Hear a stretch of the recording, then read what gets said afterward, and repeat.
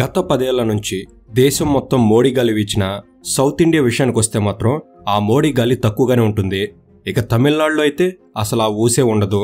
అందుకే ఈ 2024లో ఎన్నికలకు ముందు మోడీ తమిళ ప్రజల్ని ప్రసన్నం చేసుకోవడానికి తమిళనాడులో ర్యాలీలు నిర్వహించడం, తమిళ పంచుకట్లో కనబడడం, తమిళ భాష పురాతన భాష అని చెప్పడం, తమిళ సంస్కృతి గురించి పెద్ద పెద్ద వేదికలపై పొగడటం వంటివి చేశారు.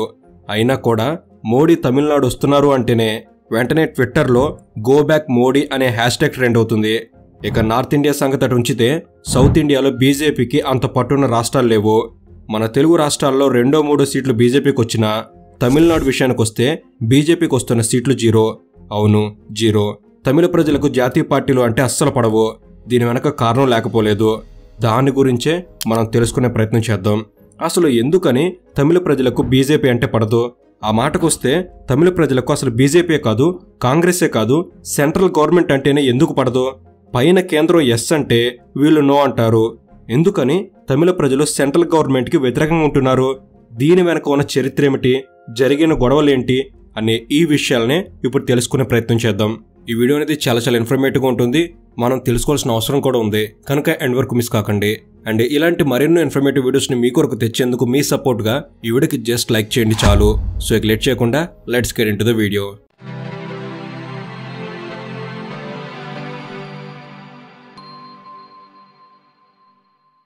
ఈ మధ్య ప్రధాని మోడీ తమిళనాడుకు వెళ్తే మనకు కనపడ్డ సీన్లేమిటి? ప్రజలు జై జై మోడీ అంటూ నినాదాలు చేయడం, ఎక్కడికి వెళ్ళినా ఘనస్వాగతం పలకడం వంటివి కనపడ్డాయి. కానీ మనకు మీడియాలో కనపడే ఈ స్వాగతాల కంటే కూడా కనబడని నిరసననే తమిళనాడులో ఎక్కువగా ఉంటుంది. ఎస్, కనబడిన నిరసన అదే ఎక్కడ అనుకుంటున్నారా? అదే ట్విట్టర్లో. ఎవరైనా సెంట్రల్ గవర్నమెంట్ నుండి తమిళనాడు స్టేట్ని విజిట్ చేయడానికి వస్తే వారికి గో బ్యాక్ మెసేజ్లు ఎక్కువగా ఉంటాయి. లిటరల్లీ చెప్పాలంటే కేంద్రం మాకు అసలు ఏమి చేయడం లేదు, అసలు మాకు కేంద్ర ప్రభుత్వంతో ఎలాంటి బెనిఫిట్లు రావు అనే ధోరణిలోనే తమిళ ప్రజలు ఉన్నారు. అక్కడి గవర్నమెంట్ కూడా ప్రజల్ని ఇలానే ప్రోత్సహిస్తుంది. ఎందుకంటే కేంద్ర సర్కార్తో తమిళ సర్కార్కు ఉన్న గొడవలే ఇందుకు కారణం. అయితే ఈ విభేదాలు ఇప్పటివి కావు, ఇవి వందల సంవత్సరాల నుండి వస్తున్నాయి. ఒకసారి 100 సంవత్సరాల ఫ్లాష్ బ్యాక్లోకి వెళితే 19వ శతాబ్దంలో మన దేశంలో లీడింగ్లో ఉన్న పార్టీ కాంగ్రెస్. అప్పట్లో తమిళనాడులో కూడా కాంగ్రెస్ పార్టీ హవానే ఉండేది. ఇక తమిళనాడులోని ముఖ్యమైన పొజిషన్స్లో ఎక్కువగా బ్రాహ్మిన్స్ ఉండేవారు. ఎలాగంటే ఇప్పుడు మన ఆంధ్రాలో పెద్ద పెద్ద పదవుల్లో ఎలాగైతే రెడ్లు చౌదరులు ఉన్నారో అప్పట్లో తమిళనాడులో గవర్నమెంట్ జాబ్స్, మంచి ఎడ్యుకేషనల్ ఇన్స్టిట్యూట్స్ కూడా ఎక్కువగా ఈ బ్రాహ్మిన్స్తోనే నిండిపోయి ఉండేవి. 1911వ సంవత్సరం లెక్కల ప్రకారం మద్రాస్ ప్రెసిడెన్సీలో 3.2% బ్రాహ్మిన్స్ ఉంటే నాన్ బ్రాహ్మిన్స్ 90% ఉండేవారు. ఇక 1901 నుండి 1911 మధ్య అంటే 10 సంవత్సరాల్లో 4074 మంది బ్రాహ్మిన్స్ మద్రాస్ యూనివర్సిటీ నుండి గ్రాడ్యుయేట్ అయ్యారు. ఇక 90% పాపులేషన్ ఉన్న నాన్ బ్రాహ్మిన్స్లో కేవలం 1035 మంది మాత్రమే మద్రాస్ యూనివర్సిటీ నుండి గ్రాడ్యుయేషన్ పూర్తి చేశారు. కేవలం 3% ఉన్న పాపులేషన్ వాళ్ళు 80% పైగా యూనివర్సిటీ సీట్లు ఆక్యుపై చేశారు అని మనం దీన్ని బట్టి అర్థం చేసుకోవచ్చు. ఇక అప్పట్లో తమిళనాడులో చదువుకున్న వాళ్ళు ఎక్కువగా బ్రాహ్మిన్స్ అయి ఉండటం వలన వాళ్ళే ఎక్కువగా గవర్నమెంట్ జాబ్స్ని పొందారు. ఇక తమిళ ప్రెసిడెన్సీలో ఉన్న హై ర్యాంకింగ్ పొజిషన్లో కూడా బ్రాహ్మిన్స్ ఎక్కువగా ఉండేవారు. ఇలా ఎక్కడ చూసినా బ్రాహ్మిన్స్ హవా నడుస్తుండడంతో తమిళ ప్రెసిడెన్సీలో ఉన్న చెట్టియార్, నాయర్ కమ్యూనిటీ వాళ్లకు కాస్త ఇబ్బంది కలిగింది. దాంతో బ్రాహ్మిన్స్ ఆధిపత్యాన్ని ఎదుర్కొనేందుకు ఈ 2 కమ్యూనిటీ వాళ్ళు కలిసి ఒక పార్టీని పెట్టుకున్నారు. అదే జస్టిస్ పార్టీ. యాంటీ బ్రాహ్మిన్సే ఈ జస్టిస్ పార్టీ యొక్క ముఖ్యమైన ఐడియాలజీ. ఈ పార్టీని 1916లో టిఎం నాయర్, పి త్యాగరాయ శెట్టి కలిసి ప్రారంభించారు. ఈ పార్టీలో బ్రాహ్మణులపై ఉన్న కోపం కాస్త ఇతర మలుపులు తిరిగింది. ఒకవేళ బ్రిటిష్ వాళ్ళు మన దేశాన్ని వదిలి వెళితే వారి స్థానాన్ని బ్రాహ్మణులు భర్తీ చేస్తారు అని ఈ పార్టీలో ఉన్నవారు అనుకున్నారు. బ్రిటిష్ వాళ్ళ తర్వాత బ్రాహ్మణులు దేశాన్ని వారి ఆధీనంలోకి తీసుకుని ఇతర మతాలపై తమ పెత్తనాన్ని రుద్దుతారు అని అప్పటి జస్టిస్ పార్టీ వాళ్ళు అనుకున్నారు. అంతేకాదు వారు అన్బిసెంట్ హోమ్ రూల్ మూవ్మెంట్ని కూడా ఓపెన్గానే వ్యతిరేకించారు. అంతేకాదు బ్రాహ్మణత్వాన్ని సమర్థించినందుకు మహాత్మాగాంధీ చేపట్టిన సహాయ నిరాకరణోద్యమాన్ని కూడా వ్యతిరేకించారు. ఇలా ఈ జస్టిస్ పార్టీ అనేది బ్రాహ్మణులకు విరుద్ధంగా నాన్ బ్రాహ్మిన్స్ని సపోర్ట్ చేయడానికి పెట్టారు. కానీ ఇందులో కూడా కేవలం కొన్ని కులాలను మాత్రమే సమర్థించేవారు. ఆ కులాలు ఆల్రెడీ సొసైటీలో హై స్టేటస్లోనే ఉండేవి. అలా రాను రాను ఈ పార్టీలో వాళ్ళు పూర్తిగా షెడ్యూల్ క్యాస్ట్ వాళ్ళని మర్చిపోయారు. అదే జస్టిస్ పార్టీ డౌన్ఫాల్కి కారణమైంది. ఇక 1937లో కాంగ్రెస్ పార్టీ చేతిలో ఓటమి చవిచూసిన తర్వాత ఈ జస్టిస్ పార్టీ మళ్ళీ నిలదొక్కలేకపోయింది. దాంతో జస్టిస్ పార్టీ పూర్తిగా ఈవి రామస్వామి చేతిలోకి వెళ్ళింది. ఈయనే పెరియార్గా పాపులర్. ఇక పెరియార్ జస్టిస్ పార్టీని ఆత్మగౌరవ నినాదంతో ముందుకు తీసుకెళ్లారు. అంతకు ముందు ఉన్న జస్టిస్ పార్టీ ఐడియాలజీ పెరియార్ చేతిలోకి వెళ్ళిన తర్వాత ఐడియాలజీలు ఆల్మోస్ట్ సేమ్. అంటే anti Brahmins, anti Congress, anti north Indians. ఇక 1944లో పెరియార్ జస్టిస్ పార్టీని ద్రవిడర్ కలగం, సింపుల్గా డీకే అనే సామాజిక సంస్థగా మార్పు చేసి ఎన్నికల్లో పోటీ చేయకుండా చేశారు. అంతేకాదు ఆయన సౌత్ ఇండియాను సపరేట్ కంట్రీగా మార్చాలని డిమాండ్ చేశారు. దానికి ద్రావిడ నాడు, పాకిస్తాన్ లాగా ద్రావిడిస్తాన్ అనే పేరుతో ప్రత్యేక దేశాన్ని కోరుకున్నారు. అయితే మన అదృష్టవశాత్తు ఆ డిమాండ్ నెరవేరలేదు. ఇక్కడితో ఆగకుండా ఇండిపెండెన్స్ డేని బ్లాక్ డేగా జరుపుకోవాలని కూడా పెరియార్ డీకే పార్టీలో ఉన్న వారికి చెప్పారు. కానీ ఆ పార్టీకి జనరల్ సెక్రటరీ అయిన అన్నా దొరై ఈ ప్రతిపాదనని ఓపెన్గానే తిరస్కరించి ద్రవిడర్ కలగం పార్టీకి చెందిన వారు ఇండిపెండెన్స్ డే జరుపుకోవాలని పిలుపునిచ్చారు. ఇక ఆ తర్వాత 1949లో 70 ఏళ్ల వయసులో పెరియార్ 32 ఏళ్ల వయసున్న మహిళను పెళ్లి చేసుకున్నారు. అయితే పెరియార్ చేసిన ఈ పని నచ్చక అన్నాదొరై డీకే పార్టీని వీడి సొంతంగా డిఎంకే పార్టీని ప్రారంభించారు. అతి తక్కువ కాలంలోనే ఈ డిఎంకే పార్టీ తమిళనాడులో లీడింగ్ పార్టీ అయ్యింది. ఇది పెరియార్ పార్టీ డీకేకి అపోజిట్ అయినా వారి ఐడియాలజీలు మాత్రం సేమ్. అవే anti Brahmin, anti central government. ఇక డిఎంకే పార్టీ కూడా సౌత్ ఇండియాలోని రాష్ట్రాలను కలిపి సపరేట్ కంట్రీ కావాలని, అదే ద్రావిడ నాడు కావాలని డిమాండ్ చేయడమే కాకుండా దానికోసం పోరాటాలు కూడా చేసింది. కానీ 1963లో జవహర్లాల్ నెహ్రూ సపరేటిజంని ఒక ఇల్లీగల్ యాక్ట్ కింద తీసుకొచ్చారు. ఏదైనా పార్టీ సపరేటిజాన్ని సపోర్ట్ చేస్తే ఆ పార్టీని డిస్మిస్ చేసేలా, పార్టీపై చర్య తీసుకునేలా చట్టాన్ని రూపొందించారు. దీనివలన సపరేట్ ద్రావిడ నాడు అనే ఆలోచనని డిఎంకే పార్టీ విరమించుకుంది. ఇలా మొదటి నుంచి కూడా తమిళనాడులోని రాజకీయ పార్టీలు కేవలం బీజేపీనే కాదు, సెంట్రల్ గవర్నమెంట్లో ఎవరు అధికారంలో ఉంటే వారిని వ్యతిరేకిస్తూ ఉన్నారు. ఇప్పుడు గోబ్యాక్ మోడీ అన్నట్లుగానే 1977లో ఇందిరాగాంధీ తమిళనాడులో పర్యటించినప్పుడు కూడా గోబ్యాక్ ఇందిరా లాంటి స్లోగన్లే వినబడ్డాయి. అది మాత్రమే కాదు, ఆమెపై రాళ్లు, చెప్పులను కూడా విసిరేశారు. ఆ దాటికి ఇందిరాగాంధీ గారికి గాయం కూడా అయ్యింది. అంతేకాదు మన మాజీ ప్రధాని రాజీవ్ గాంధీ గారి హత్య జరిగింది కూడా తమిళనాడులోనే అన్న విషయం మనందరికీ తెలుసు. ఆయన్ని హత్య చేసిన వారిని విడుదల చెయ్యాలని తమిళనాడులో చాలామంది రోడ్డెక్కి ధర్నాలు కూడా చేశారు. రాజీవ్ గాంధీని హత్య చేసి జైలు జీవితం గడుపుతున్న 7గురిలో ఒకరైన పెరరీవాజన్ విడుదలైనప్పుడు తమిళనాడు ముఖ్యమంత్రి స్టాలిన్ ఆయనకి స్వాగతం చెప్పారు. ఇలా చాలా సందర్భాల్లో తమిళ రాజకీయ పార్టీలే కాదు, తమిళ ప్రజలు కూడా సెంట్రల్ గవర్నమెంట్కి వ్యతిరేకంగా ఉన్నారు. ఎందుకు తమిళ ప్రజలు ఇంతలా కేంద్రాన్ని వ్యతిరేకిస్తున్నారు అంటే ఇది కేవలం సెంట్రల్ గవర్నమెంట్పై కోపం కాదు, అంతకంటే ఎక్కువే అని చెప్పవచ్చు. దీని గురించి తెలుసుకోవాలి అంటే 1980లలో శ్రీలంక, తమిళనాడుకు మధ్య జరిగిన విషయాల గురించి తెలుసుకోవాలి. అప్పట్లో శ్రీలంక జనాభా 1,48,00,000గా ఉండేది. ఇందులో 74% సింహలీలు ఉంటే 18.2% మంది తమిళీలు ఉండేవారు. కానీ రాను రాను శ్రీలంకలోని తమిళ జనాభా తగ్గుతూ వచ్చారు. ఎంతలా అంటే 2012 లెక్కల ప్రకారం తమిళ ప్రజల పాపులేషన్ అనేది 11.2% పడిపోయింది. శ్రీలంకలో జరిగే సివిల్ వారే ఇందుకు కారణంగా చెప్పవచ్చు. శ్రీలంకలోని తమిళ్ రెవల్యూషనరీ గ్రూప్ ఎల్టీటీఈ సంస్థ అక్కడున్న తమిళ ప్రజలకు మరిన్ని హక్కులు కల్పించాలని శ్రీలంక గవర్నమెంట్తో యుద్ధాన్ని చేస్తూ ఉండేది. ఇదొక బ్లడ్ వార్ అని చెప్పవచ్చు. ఎందుకంటే 1983 నుండి 2004 వరకు చూస్తే మొత్తంగా 54,053 మంది తమిళులు శ్రీలంకలో చనిపోయినట్టు లెక్కలున్నాయి. ఇంకా 25,266 మంది తమిళులు కనపడకుండా కూడా పోయారు. ఇప్పటి వరకు వారి గురించి వివరాలు ఏమీ తెలియలేదు. ఇక 2007 వరకు అయితే మరీ దారుణంగా 70,000 మంది దాకా చనిపోయారు.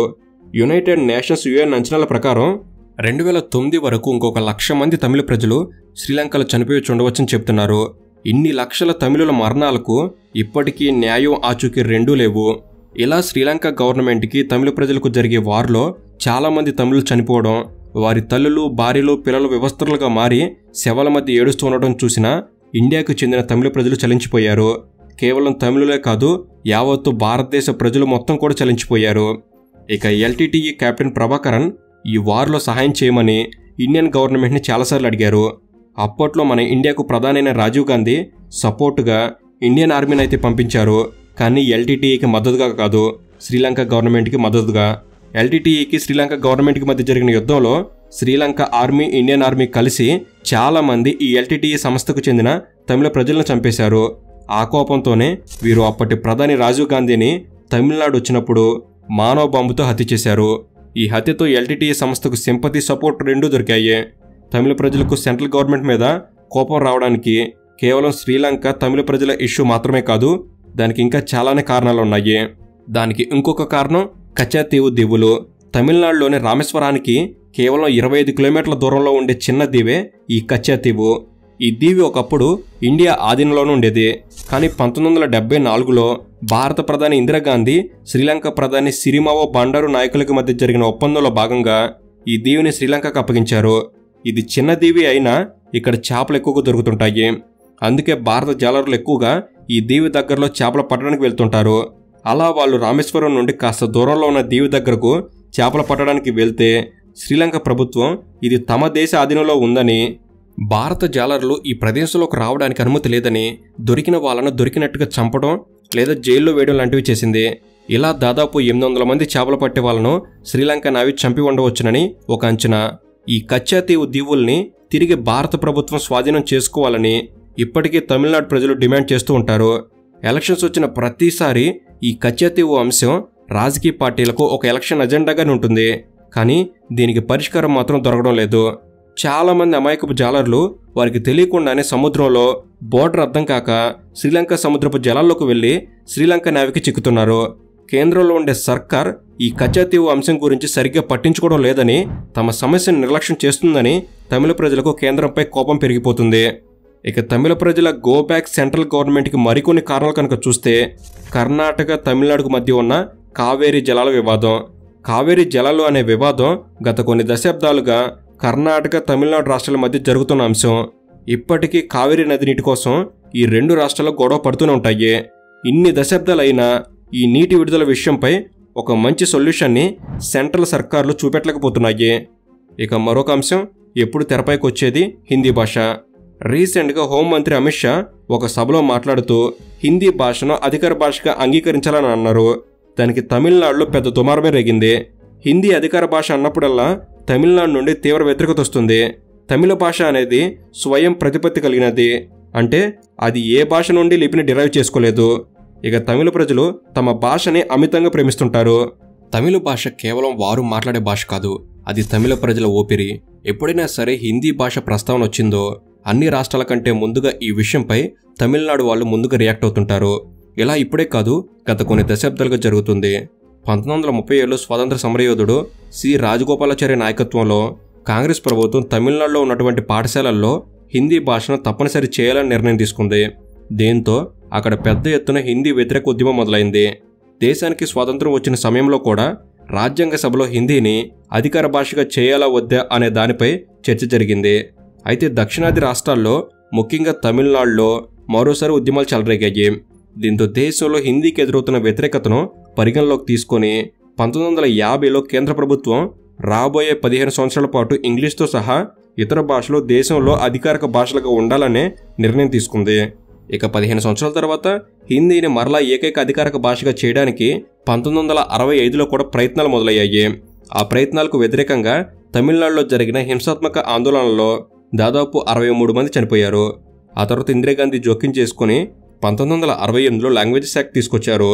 ఆ చట్టం ద్వారా తమ సొంత అధికారిక భాషను నిర్ణయించుకునే స్వేచ్ఛ అధికారం రాష్ట్రాలకు ఉంటుంది. ఇక అప్పటి నుంచి హిందీ భాషకు సంబంధించి కేంద్ర ప్రభుత్వం నుంచి ఏదైనా చట్టం వస్తే హిందీపై వ్యతిరేకత వస్తూనే ఉంది. ఇలా పర్టికులర్ రీజన్స్ వల్ల తమిళ ప్రజలు తమిళ గవర్నమెంట్ బీజేపీనే కాదు సెంట్రల్లో ఉన్న గవర్నమెంట్ని వ్యతిరేకిస్తూ ఉంటారు. ఇక ఇందులో మరొక ముఖ్యమైన అంశం గురించి చెప్పాలి. అదేమిటంటే పర్టికులర్గా బీజేపీని వ్యతిరేకించడానికి కారణాల విషయానికి వస్తే బీజేపీ ఎజెండా ఏమిటి అంటే హిందీ, హిందూ, హిందుత్వ. దీనికి పూర్తి వ్యతిరేకంగా ఉన్న DMK party agenda anti Hindi, anti Hindu, anti Hindutva. కానీ కొన్నిసార్లు ఈ రెండు పార్టీలు కలిసి పోటీ చేయవలసి కూడా వచ్చింది. కానీ ఈ రెండు కూడా నార్త్ పోల్, సౌత్ పోల్ లాంటివి. ఇక మరొక అంశం తమిళనాడులో బీజేపీకి బలమైన నాయకత్వం లేకపోవడం. తమిళనాడులో ప్రజలు పార్టీ కంటే కూడా బలమైన నాయకుడినే చూస్తారు. కానీ బీజేపీలో అన్నామలై వంటి నాయకుడు తప్ప అంతగా చెప్పుకోదగిన నాయకుడు మరెవరు లేరు.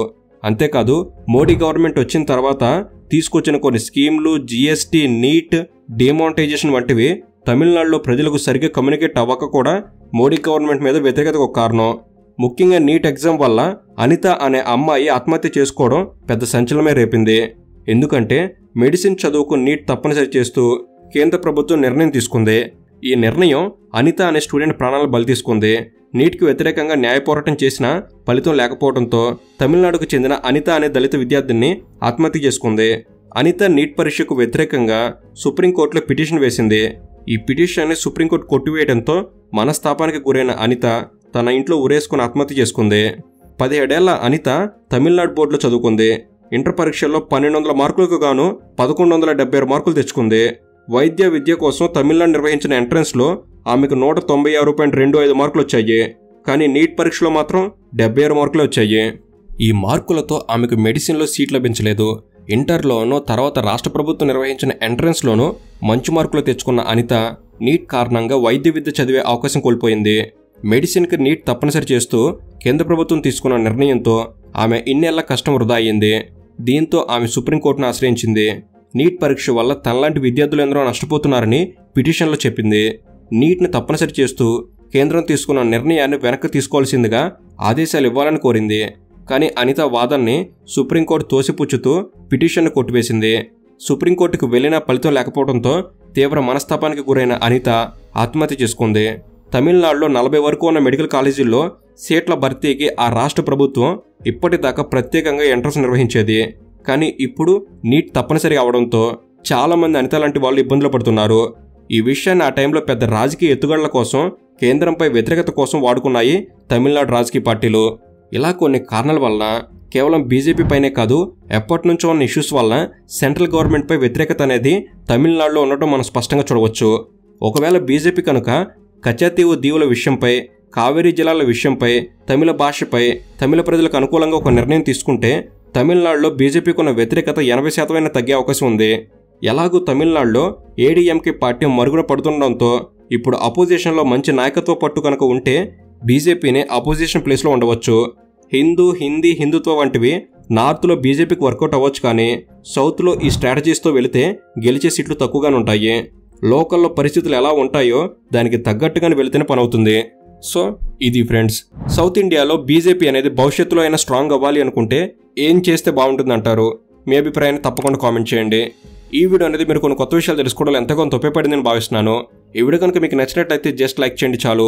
ఇలాంటి మరెన్నో ఇన్ఫర్మేటివ్ వీడియోస్ ఇక్కడ నుంచి రాబోతున్నాయి. వాటిని మీరు కూడా పొందేందుకు తప్పకుండా మన తెలుగు ఛానల్ని సబ్స్క్రైబ్ చేసుకుని బెల్ని ఆల్లో పెట్టుకోగలరని మనవి. Thank you for watching. Have a good day.